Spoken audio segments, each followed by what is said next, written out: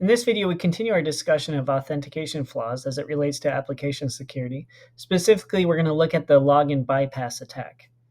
So the way that this works is that you have information that you want to access on a specific website, but in order to access that, you need to log in. For example, after logging in, you'll be able to gain access to material that you wouldn't normally be able to access on a website because your credentials haven't been verified to ensure that you have access.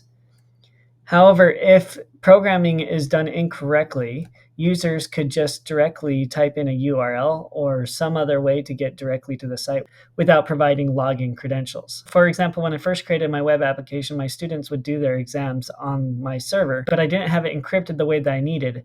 And this was intentional because I was trying to get functionality out before security. But all a student needed to do was know another student's net ID, type it in, and they could gain access to another student's exam. I didn't mention this to the students clearly for the reason that I didn't want them to have access to it. But as I continued to develop my server, I did provide the encryption so that users could not access other users' exams. So what I want you to do is go to the Authentication Flaws section, open the page called Authentication Bypass, and then try to log into the admin account without providing a password. So try this on your own, pause this video, and then come back to compare your answer. All right, welcome back. So we're going to show you an example that was actually done on another site where you could bypass the authentication without knowing the password of the admin credentials. So normally you'd come in here and you'd type in admin and then you'd enter your password and log in, and that would get you in. However, we're going to show you what happens if you build a form that is not secure and you're relying on the client to be able to make it secure. So the first thing that I'm going to do here is inspect the page. And to do that, I just right click and say inspect. Depending on the browser that you're in, it's going to look different.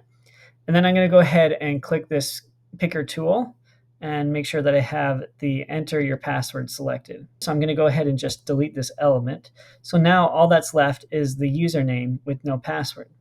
So we're going to go ahead and see if this will work. And you notice that we successfully logged into the admin account without providing the correct password. So what happened is on the back end, all I was checking is to see if the account username and password matched. But by removing the password piece, all it checked was to see if the user matched, which was true.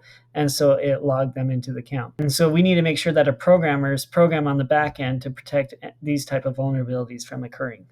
Thanks for watching my video. Feel free to click the links here to watch the next video of the playlist, continue to the next playlist, or subscribe.